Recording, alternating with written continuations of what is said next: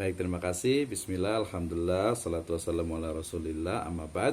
Ya, kita masuk kepada inti dari pembahasan malam hari ini, yang ini merupakan ide dan gagasan yang coba kami kembangkan agar lebih memudahkan bagaimana sebenarnya menghitung ya waris dengan jari, ya bahkan cukup satu jari saja gitu ya. Jadi tapi nanti boleh ditambah lah karena gambarnya dua gitu ya. Jadi saya menyebut dengan jari waris ini sebenarnya sudah dari tahun 2018 ya, 2020 berhenti sampai sekarang 2023 ya. Jadi hampir 5 tahun ya, tapi pengembangannya baru tadi siang, dan dalam ya 3 hari terakhir ini saya coba pikirkan kembali gitu ya. Tapi ternyata ya menarik juga gitu ya, dan karena tadi ada penelitian sebelumnya juga tentang metode Yadawi ini, maka kemudian saya menyebutnya dengan jari waris yang akan kita terus kembangkan. Baik, di sini saya menggunakan tangan kanan ya, karena tadi berpedoman kepada tangan kanan itu adalah tangan yang paling baik gitu ya. Bukan paling baik, maksudnya itu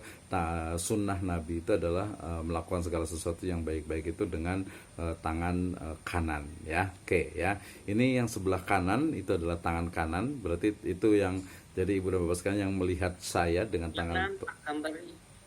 Gambarnya kelihatan tidak? Tidak. Oh, tidak kelihatan ya? Oke, sebentar. Harusnya kelihatan nih. Saya ini dulu present now. Oke, saya ulang lagi ya. Kayaknya agak sedikit ini memang. Baik, apakah sudah kelihatan? Sabar sedikit.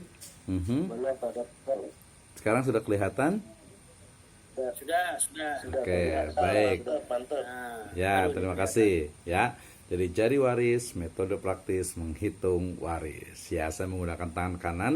Jadi tangan ini adalah tangan yang menghadap ke ibu dan bapak sekalian, teman-teman semuanya. Jadi ada ibu jari, ya, kemudian ada telunjuk, kemudian ada jari tengah, kemudian ada jari manis, kemudian ada kelingking. Ya, ini adalah di tangan kanan. Ya, kemudian tangan kiri juga kita gunakan juga, tetapi ketika tangan kanan ini sudah full, dalam artian itu memang sudah ada di sini, maka kemudian tangan kiri ini kita tidak gunakan, gitu ya. Oke, kita mulai dari yang pertama, jempol. Terus saya ucapkan terima kasih nih untuk yang menginfakkan jempolnya nih ya, tangannya dipoto ya. Jadi pertama adalah jari waris ya. Jadi pertama adalah ibu jari ya, jempol ya. Jadi ibu jari ini diingat dia melambangkan dari bagian waris untuk ibu. Ingat ya, kalau kita bilang jempol ya, ini adalah like gitu ya, ini adalah ibu ya, karena ibu pasti jempol gitu ya. Nah, dua ruas ini ya, dua ruas dalam ibu jari ini dia melambangkan dua bagian dari warisan ibu ya. Yang pertama adalah mendapatkan sepertiga ya jika mayit tidak memiliki anak. Ini ingat ya, ini ibu ya. Jadi ketika seseorang meninggal dunia, kemudian ibunya. Jadi misalnya qadarullah, misalnya saya meninggal dunia, maka ya ibu saya gitu ya. Jadi ibu dia dengan simbolnya jempol ini, dengan dua ruas jari ini, ya maka dia yang pertama adalah mendapatkan sepertiga ya jika mayit ya tidak memiliki anak ya. Jika anaknya yang meninggal itu tidak memiliki anak gitu ya. Nah, yang bagian atasnya ya dia akan mendapatkan 1/6 ketika mayit itu dia memiliki anak. Nah, ya jelas nih yang pertama nih. Jadi boleh acungkan jempolnya nanti ini ya.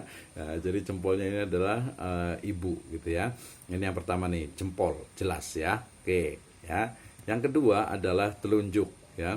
Nah, jari telunjuk ini adalah mewakili simbol dari bagian waris dari bapak, dari ayah gitu ya.